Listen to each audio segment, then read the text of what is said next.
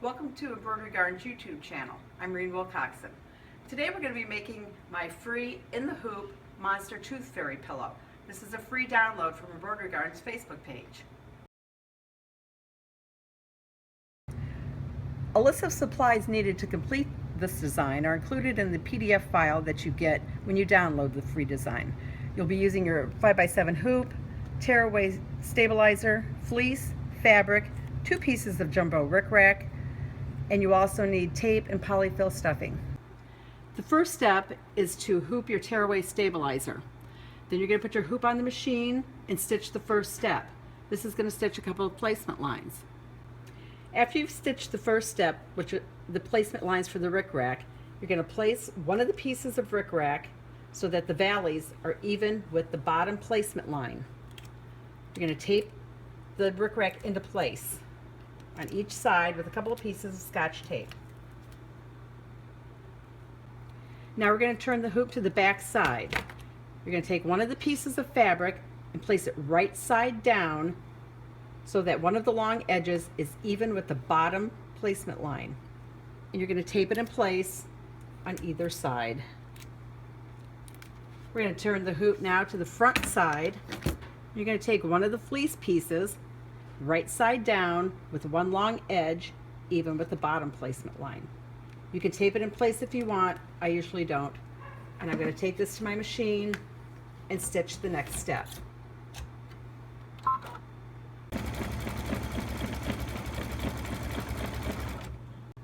After that step is sewn, you can take the hoop off the machine and fold the piece of fleece down.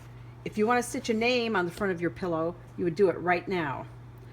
Otherwise, we're going to continue and we're going to flip the hoop to the back side. I'm going to remove this tape and we're going to fold this piece of fabric down.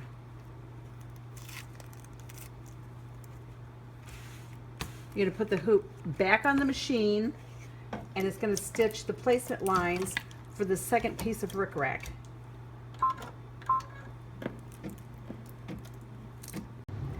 After that step is sewn, you're going to take your hoop off your machine and we're going to place the second piece of rickrack.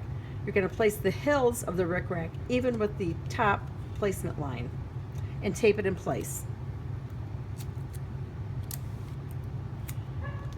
After you've got it taped in place, you can turn the hoop to the back side and you're going to take your next piece of fabric and you're going to place it face down with one long edge even with the top placement line and tape it in place. Turn the hoop to the front side and place the next piece of fleece right side down with one edge even with the top placement line. And you're going to put it on your machine and stitch the next step. After that step stitches, we take the hoop off the machine and fold the piece of fleece up.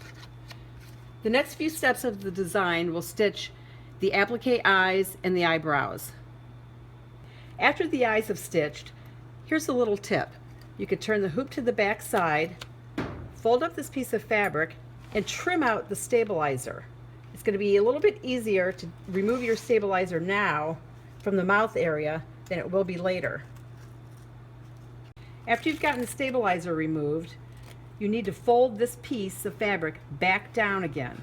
We're going to put the hoop on the machine and we're going to stitch the next step. We've stitched the next step, and that is a short line at the bottom of the hoop. This step is here to close the bottom of the mouth.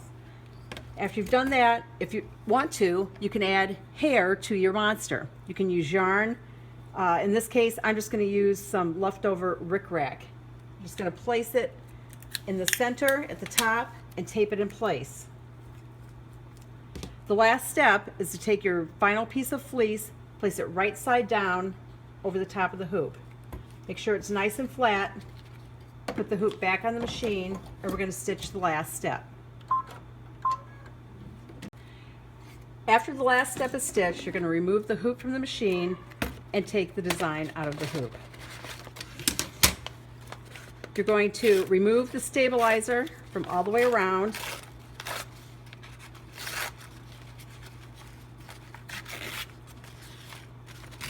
And also from the back of the face.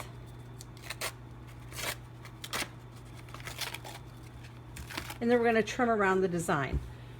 I like to start at the opening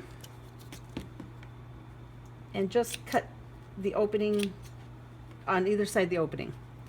Going to leave it about a ½ inch long, and we're going to go around and just trim around the design about a ¼ inch all the way around. After you're done trimming around the design, you turn it to the right side.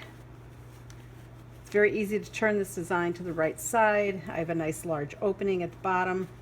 You want to push out all the corners nicely,